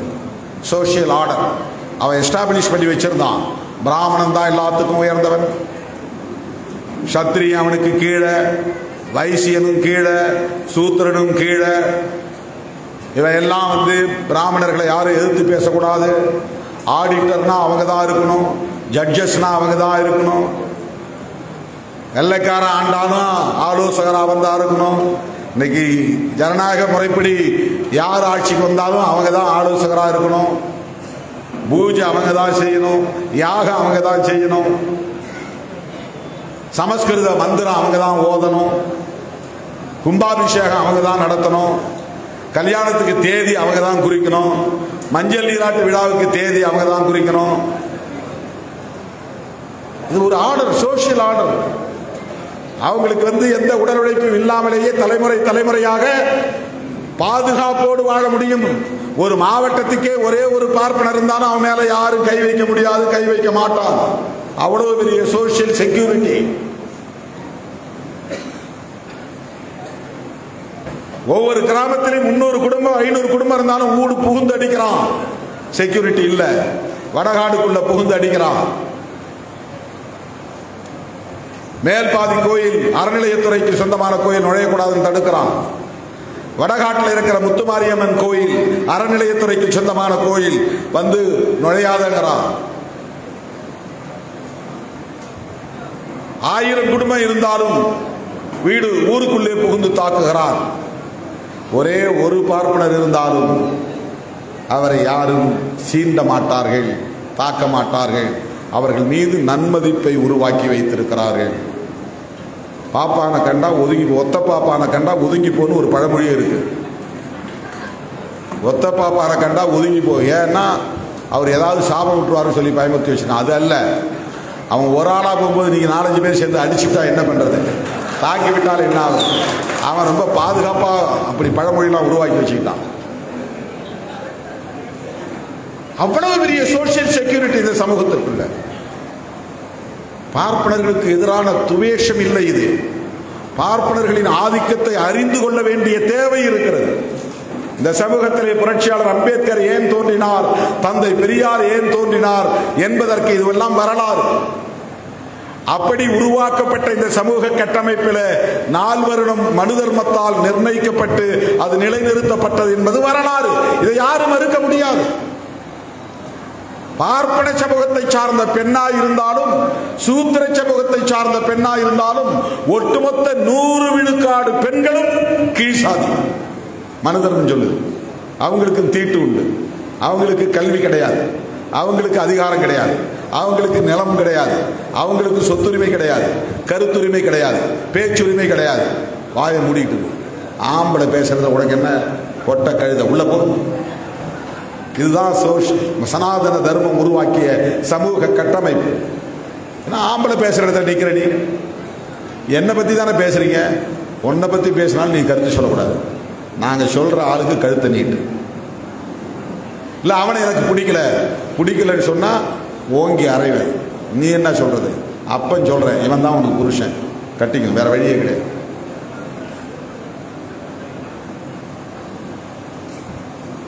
பெண்களுக்கு எதிரான பாலின பாகுபாடு கொண்ட ஒரு சமூக கட்டமைப்பு, சனாதன சமூக கட்டமைப்பு, ஒரு டிஸ்கிரிமினேட்டரி சொசைட்டி. இது 1000 தலைமுறைகளாக நீடிக்கிறது. இதை அப்படியே பாதுகாக்க வேண்டும். இதை சீர்குலைப்பது எது? அம்பேத்கர் எழுதிய அரசமைப்பு சட்டம். இந்த ஆர்டரை மாத்துறது எது? புரட்சியாளர் அம்பேத்கர் எழுதிய அரசமைப்பு சட்டம். ஜனநாயகம் என்கிற பெயரால் இவன் கேள்வி எழுப்புகிறான். அதற்கு இடம் கொடுப்பது எது? அரசமைப்பு சட்டம். 2 சாதியும் ஒன்னா சேர்ந்து அமைதியா இருங்க, நீ அடி வாங்கினியா, பொறுமையாயிரு. நீ அடிச்சியா, நீயும் பொறுமையாயிரு. 2 பேருக்கும் அனுமதி இல்லை ஆர்ப்பாட்டம் நடத்த. இது போலீஸ். மதுரை உயர்நீதிமன்ற கிளைக்கு விடுதலை சிறுத்தைகள் போனார்கள். ஆர்ப்பாட்டம் நடத்த தேதி கொடு, பர்மிஷன் கொடு. 19ஆம் தேதி 20ஆம் தேதி அவன் நடத்துவான். நீதிமன்றத்தை பேச வைத்தது எது? கான்ஸ்டிடியூஷன் ஆஃப் இந்தியா, அரசமைப்பு சட்டம். போலீஸ் முடியாதுங்கிறான். சாதி இந்துக்களும் கேட்பார்கள் என்கிறான். சட்டம் ஒழுங்கு பாதிக்கப்படும் என்கிறான். ஊருக்குள்ள புகுந்து அடிச்சானே, ஆமா. காயம்பட்டார்களே, ஆமா. அது சரியா தப்பா? தப்புதான். அப்ப நீதி வேணுமா வேணாமா அது எங்களுக்கு தெரியாது. உன்னையும் கைது பண்ணுவேன், அவனையும் கைது பண்ணுவேன். இதுதான் போலீஸ். இதுதான் போலீஸ். அடிச்சவனையும் கைது பண்றான், அடி வாங்கினவையும் கைது பண்றான். கேட்டா லா அண்ட் ஆர்டர் மெயின்டைன் பண்றான். சட்டம் ஒழுங்கை பராமரிக்கிறான். நான் என் வீட்டுக்குள்ளதான் இருந்தேன், அது எனக்கு தெரியாது. 2 பேர் அடிச்சுக்கிட்டனால தான் காயமாயிருக்கு. உனக்கு காயமாயிருக்கல, அப்ப நீ இன்வால்வ்டு, இந்த கலவரத்தில் இன்வால்வ்டு. அவன் அடிச்சதுனால தான் 2 பேரும் சேர்ந்து அடிச்சுக்கிட்டீங்க. என் பார்வையில் அதுதான். 2 பேர் மேலேயும் கேஸ். காயம்பட்டவனை மட்டும், அடிச்சவனை மட்டும் கைது பண்ணா, காயம்பட்டவனை கைது பண்ணாம விட்டா, அடிச்சவன் தரப்புல இருக்கிற பெரும்பான்மை மக்கள் கொதித்து எழுந்து விடுவார்களாம். உடனே சட்டம் ஒழுங்கு பாதிக்கப்பட்டு விடுமா. அவங்களுக்கு பேலன்ஸ் பண்றதுக்காக இவங்க மேலே கேஸ் போடுறாங்க. அவங்க கோபப்படக்கூடாது. எஸ்சி தரப்புல நாங்க ஒரு 5 பேரை கைது பண்ணிட்டோம். ஒருத்தனை பூந்து கை களத்தூர்ல கொலை பண்றான். அதை எதிர்த்து மக்கள் போராட்டம் நடத்துறாங்க. போலீஸ் ஸ்டேஷன்ல போய் சத்தம் போட்டுறாங்க. 100 பேர் மேல கேஸ். 10 பேரையாவது நீ கொடுத்தாதான் விடுவேன்றான். கொலை நடந்தது அது வேற. அதுல யாரையாவது கைது பண்ணீங்களா? இன்னும் இல்லை, கைது பண்ணுவோம். எப்ப கைது பண்ணீங்க? தேடிக்கிட்டே இருக்கிறோம். நாங்க போறோம், இருக்கிற ஆள் கிடையாது. இப்படி இருந்தது சமூகத்திற்கு இடையிலே கொஞ்சம் பிளெக்சிபிளா ஒரு நெகிழ்வுத்தன்மையை உருவாக்குவது எது என்றால் புரட்சியாளர் அம்பேத்கர் எழுதிய அரசமைப்பு சட்டம் தான். இது அவனுக்கு பிடிக்கல. இந்த சோசியல் ஆர்டர் நிலை குலைகிறது, சீர்குலைகிறது. மறுபடியும் அதே சோசியல் ஆர்டர் கொண்டு வரணும். அதுக்கு எது தடையா இருக்கு? கான்ஸ்டிடியூஷன் தடையா இருக்கிறது. இது அவனால் வெளிப்படையா சொல்ல முடியாது. எனவே அரசமைப்பு சட்டத்தை மதிக்கிறோம் என்று சொல்லிக்கொண்டு, புரட்சியாளர் அம்பேத்கரை போற்றுகிறோம் என்று சொல்லிக்கொண்டு, அரசமைப்பு சட்டத்தின் மீது அடுத்து தொடர் தாக்குதல்களை நடத்தி கொண்டிருக்கிறார்கள்.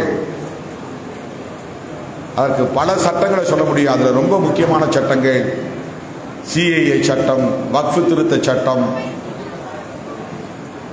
ஆர்டிகிள் 370 ரிப்பீட் பண்ணது, நீக்கம் செய்தது. இதெல்லாம் ஒரு பொருட்டே இல்லை எங்களுக்கு கான்ஸ்டிடியூஷன் அப்படின்னு அவன் சொல்றான். அதான் அதனுடைய பொருள். இந்த சூழலில் விடுதலை சிறுத்தைகளுக்கு பொறுப்பு இருக்கிறதா இல்லையா? அரசமைப்பு சட்டத்தை பாதுகாக்க வேண்டும் என்கிற பொறுப்பு வேறு எவருக்கும் விட யாருக்கு கூடுதலாக தேவை? அம்பேத்கரின் பிள்ளைகள் என்று சொல்லிக் கொள்கிற நமக்குத்தான் அந்த தேவை ஏற்படுகிறது. எனது அருமை தோழர்களே, ஏன் நாம் மதச்சார்பின்மை காப்போம் என்ற இந்த பேரணியை நடத்துகிறோம் என்பதை புரிந்து கொள்ள வேண்டும். வக்ஃப் திருத்த சட்டத்தை திரும்ப பெறுங்கள் என்று சொல்லுவது மட்டுமே நோக்கமில்லை. இஸ்லாமியர்களுக்கு பாதுகாப்பு வேண்டும் என்று வலியுறுத்துகிறோம், அது மட்டுமே நோக்கமில்லை. அதைவிட புரட்சியாளர் அம்பேத்கர் அவர்களால் வகுத்தளிக்க பெற்ற அரசமைப்பு சட்டத்தின் உயிர் மூச்சு கோட்பாடான செக்யூலரிசம் என்கிற மதச்சார்பின்மைக்கு பெரும் தீங்கு சூழ்ந்திருக்கிறது. அதை காப்பாற்றாவிட்டால்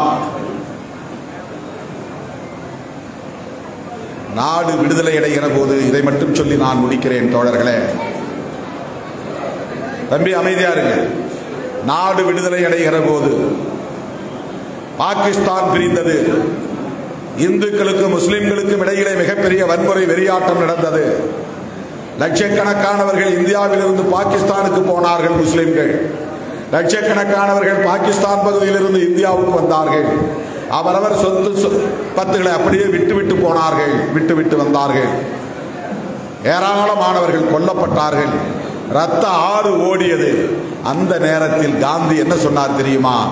இந்துக்களும் முஸ்லிம்களும் ஒரே மண்ணால் செய்யப்பட்ட பாத்திரங்கள் தான், பானைகள் தான், ஒரே களிமண்ணால் வணைய பெற்ற பானைகள்,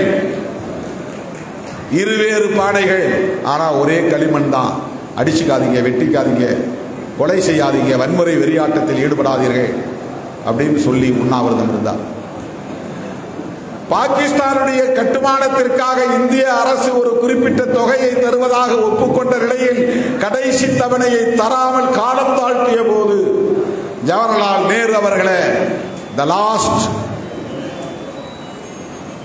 இன்ஸ்டால்மெண்ட், கடைசி தவணை, அதை உடனே கொடுங்க, அதை ரிலீஸ் பண்ணுங்க, அந்த கோரிக்கை வச்சு உண்ணாவிரதம் இருந்தார். அதைவிட முக்கியமாக அரசமைப்பு சட்டத்தில் அரசுக்கு ஒரு மதம் இல்லை என்கிற கருத்தை அவர் ஏற்றுக்கொண்டார். அம்பேத்கருக்கும் காந்திக்கும் ஆகவே ஆகாது.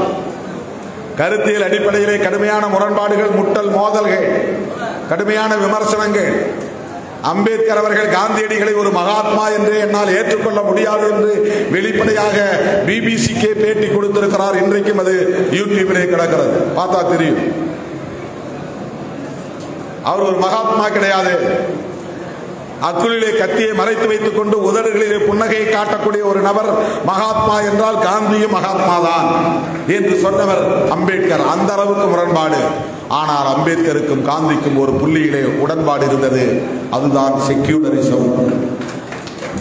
அந்த கருத்தை அவர் ஏற்றுக்கொண்டார் என்பதற்காகத்தான் வீர சாவர்கருடைய சீடன் நாத்துராம் கோட்சே காந்திக்கு கும்பிடுவது மாதிரி போய் ஒரு கும்பிடு போட்டுவிட்டு மிக அருகிலே நின்று நெஞ்சாங்குடையிலே துப்பாக்கியால் சுட்டு படுகொலை செய்தார். காந்தியடிகள் சுட்டு படுகொலை செய்யப்பட்டதற்கு மதச்சார்பின்மை என்கிற கோட்பாடுதான் காரணம். அவர் தீவிரமான இந்துத்துவ பற்றாளர், சனாதன பற்றாளர். வெளிப்படையாக என்னுடைய கொள்கை சனாதனம் என்று சொன்னவர் காந்தி. தன்னை ஒரு சனாதனி என்று பிரகடனப்படுத்திக் கொண்டவர் காந்தி. அப்படிப்பட்ட காந்தியடிகள் ஒரு புள்ளியிலே அம்பேத்கர் அவர்களோடு உடன்பட்டார் என்றால் அதுதான் செக்யூலரிசம். செக்யூலரிசம். காந்தி, அம்பேத்கர், ஜவஹர்லால் நேரு, இந்த மூன்று பேரும் ஒரு புள்ளியில் ஒரு நேர்கோட்டில் உடன்பட்டார்கள் என்றால் அதுதான் செக்யூலரிசம். அந்த செக்யூலரிசத்தை எதிர்த்து காய்களை நகர்த்துகிற இயக்கங்கள் தான் ஆர்எஸ்எஸ், பிஜேபி, சங் பரிவார்கள். அதனால்தான் நாம், நீ முஸ்லீம் வெறுப்பை எதற்கு விதைக்கிறாய் எங்களுக்கு தெரியும், பைபிளை ஏன் கொளுத்துகிறாய் எங்களுக்கு தெரியும், மசூதிகளை ஏன் இடிக்கிறாய் எங்களுக்கு தெரியும். உன்னுடைய அல்டிமேட் எய்ம் இந்துக்கள் என்ற பெயரில் எல்லோரையும் இணைத்து தொடர்ந்து ஆட்சியில் நீடிப்பது, ஆட்சி அதிகாரத்தை வைத்துக் கொண்டு இந்த அரசமைப்பு சட்டத்தை தூக்கி எறிவது, சனாதன தர்மத்தை, வர்ணாசிரம தர்மத்தையே இங்கு அரசமைப்பு சட்டமாக கொண்டு வருவது, சமூக நீதி கோட்பாட்டை அழித்தொழிப்பது, ரிசர்வேஷன் பாலிசியை இல்லாமல் ஆக்குவது, குலதர்ம தொழிலை மீண்டும் கொண்டு வருவது, சமூக ஒழுங்கு, பழைய சமூக ஒழுங்கை மறுபடியும் நிலைநாட்டுவது, இதுதான் ஆர்எஸ்எஸ் சங் பரிவார்களின் நோக்கம். ஆகவே புரட்சியாளர் அம்பேத்கர் அவர்களால் இந்த அரசமைப்பு சட்டத்திலே உயிர் மூச்சு கோட்பாடாக முன்மொழியப்பட்ட செக்யூலரிசம் என்பது 1950 ஜனவரி 26 போது அந்த பிரியாம்பில் இல்லை, வார்த்தைகளா இல்லை. ஏன் காங்கிரஸோட நம்ம பயணிக்கிறோங்கிறதுக்கு இது ஒரு காரணம். இந்திரா காந்தி அம்மையார், தம்பி அந்த பலாப்பழத்தை கீழே வை, எல்லாரும் அதையே பார்த்துட்டு இருக்கலாம், எல்லாருக்கும் நாக்களை எச்சி ஊறுது, கீழே வை, கீழே வைப்பா.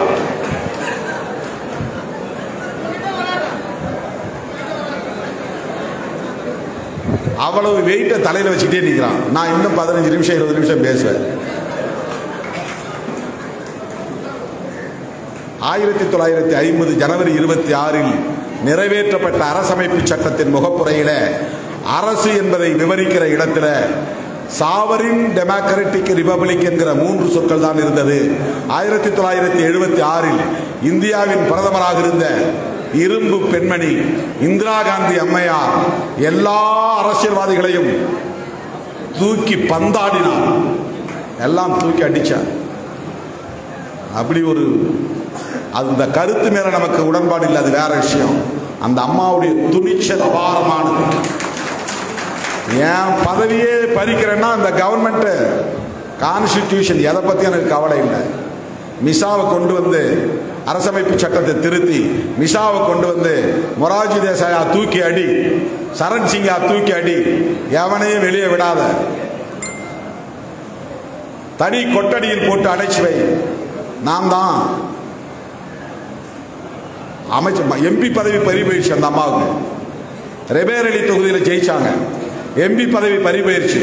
கோர்ட்ல ஒருத்தன் வழக்கு போட்டான், அது செல்லாதுன்னு அறிவிச்சுட்டான். செல்லாதுன்னு அறிவிச்ச பிறகு அந்த அம்மாவுக்கு பிரதமரா இருக்கிற நம்ம பதவியை போயிருச்சு, எம்பியா இல்லைன்னா பிரதமரா நீடிக்க முடியாது, பதவியை தக்க வைக்கணும், சட்டத்தையே மாத்துறான், கான்ஸ்டிடியூஷனை மாத்து, மிசா சட்டம் கொண்டு வா, எதிர்க்கிறவனா தூக்கி உள்ள போடு, முட்டிக்கு முட்டி தட்டு, எல்லாம் முழங்காலெல்லாம் உடைச்சு போடு. எதிர்ப்பு தெரிவிச்சு அத்தனை பேரையும் தூக்கி அடிச்சாங்க. 20 அம்ச திட்டம் கொண்டு வந்தாங்க. காலையில் 9:30 ஸ்கூல்னா கரெக்டா 9:25 இருக்கணும். 31 இருந்தா கிழிச்சிருச்சு, சீட்டை கிழிச்சிரு, வேலை உடனே அவனை படியை விட்டு நீக்கம் செய், கடுமையா நடைமுறைப்படுத்தினாங்க. 20 அம்ச திட்டம் என் வயசுல இருக்கும் எல்லாருக்கும் தெரியும், உங்களுக்கு தெரியாது. அவ்வளவு பேர் கன்னா போய் டைமுக்கு போனான், ஆபீஸ்க்கு, ஸ்கூலுக்கு, வேலைக்கு. ஒரு நிமிஷம் யாரும் லேட் பண்ண முடியாது, எல்லாம் ப்ராப்பரா இயங்குச்சு. அந்த அம்மா செய்த மிக முக்கியமான ஒரு புரட்சி.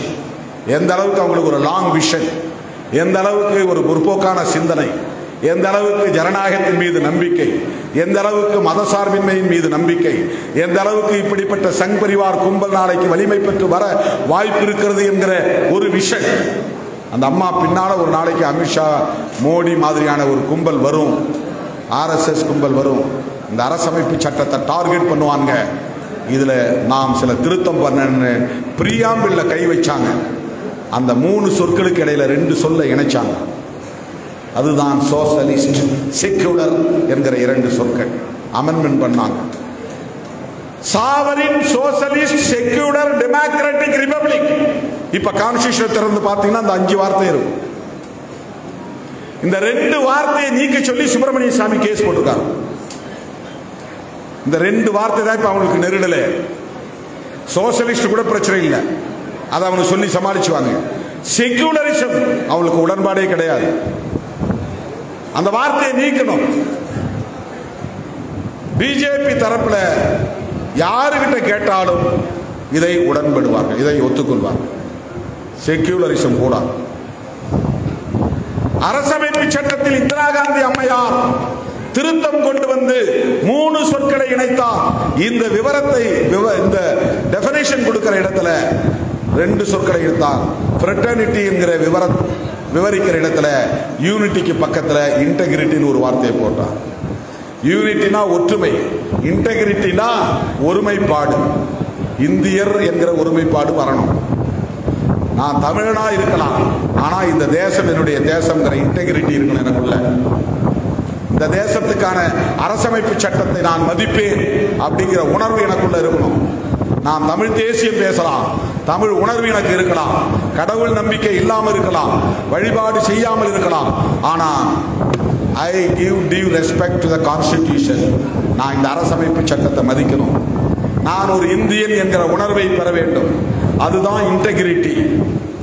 இந்த சொல்லையும் இந்திரா காந்தி அம்மையார் பிரியாம்பிள்ளை இணைச்சாங்க. அவனுக்கு இருக்கிற நெருடல் என்னன்னா செக்யூலர்ங்கிற வார்த்தையை எடுக்கணுங்கிறது தான்.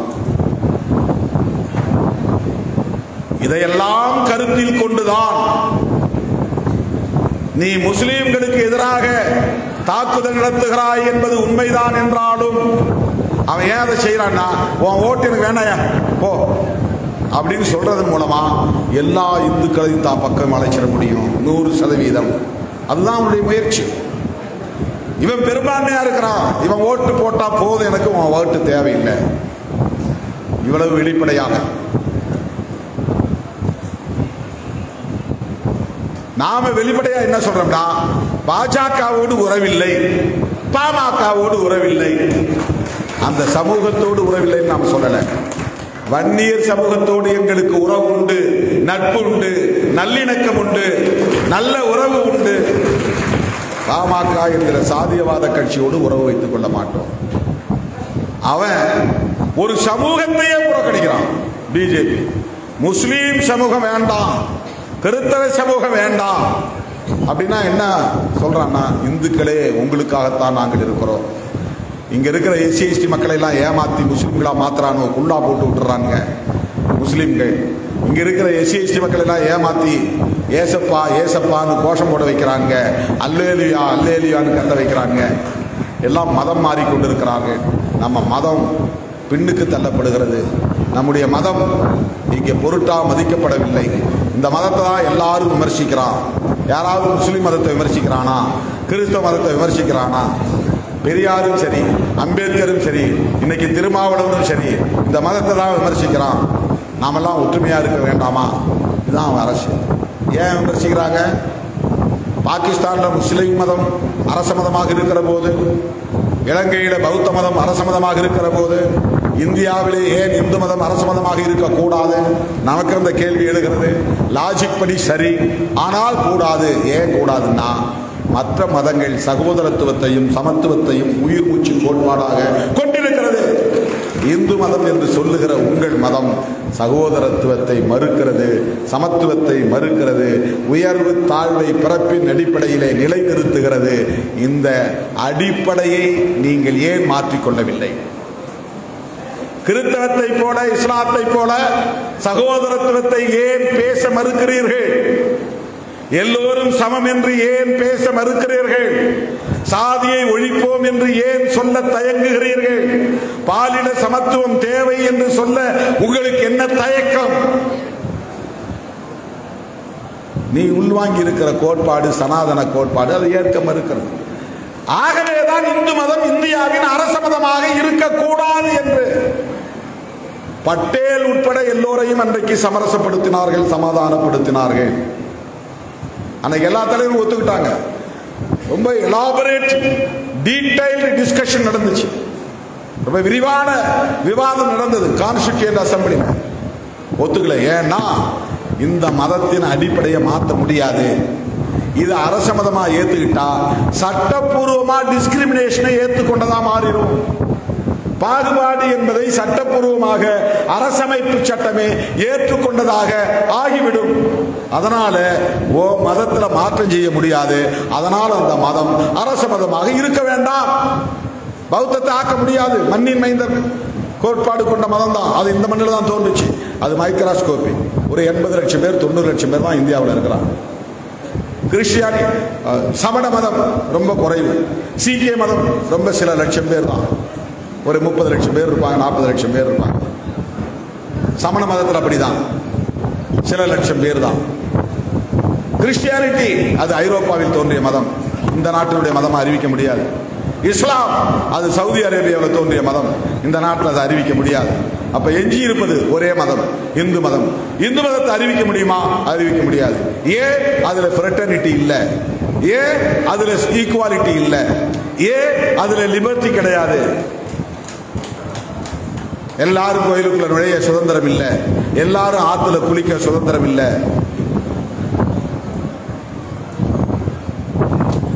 எல்லோரும் சமமான ஒரு இடத்துல வாழ முடியல. ஊர் வேற, சேரி வேற, அதுக்கு காலனின்னு பேரு. சுதந்திரம் இல்லை. சுதந்திரம் இல்லாத மதம், சகோதரத்துவம் இல்லாத மதம், சமத்துவம் இல்லாத மதம். இதை ஏன் நீங்கள் மாற்ற முயற்சிக்க கூடாது? இதுல ஏன் ரிஃபர்மேஷன் வரல? இதுல ஏன் சீர்திருத்தம் வரவில்லை? இனிமேல் எங்கள் மதத்தில் பாகுபாடு இருக்காது, நாம் எல்லோரும் சகோதரர்கள் என்று உங்களால் ஆறத் தழுவ முடியுமா? முஸ்லிம் ஆறத் தழுவுகிறானே, கிறிஸ்தவன் சகோதரா என்று சொல்லுகிறானே,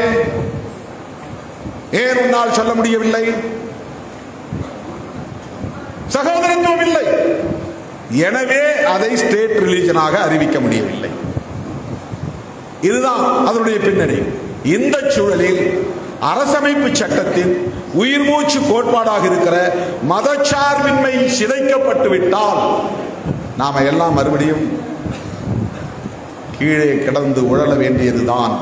பிறகு எத்தனை தலைமுறை ஆனாலும் ஒரு அம்பேத்கர் தோன்றிவிட முடியாது, மாற்றத்தை உருவாக்க முடியாது. எப்போதாவதுதான் நபிகள் நாயகம் தோன்றுகிறார், எப்போதாவதுதான் இயேசு பெருமான் தோன்றுகிறார், எப்போதாவதுதான் கௌதம புத்தர் தோன்றுகிறார், எப்போதாவதுதான் புரட்சியாளர் அம்பேத்கர் தோன்றுகிறார். அதுக்கப்புறம் எத்தனை 100 வருஷம் ஆகும் தெரியாது அப்படி ஒரு மாமனிதர் தோன்றுவதற்கு.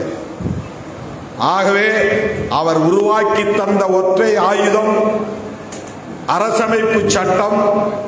அந்த ஆயுதத்தின் உயிர் மூச்சு கோட்பாடாக இருக்கிற செக்யூலரிசம் பாதுகாக்கப்பட வேண்டும்.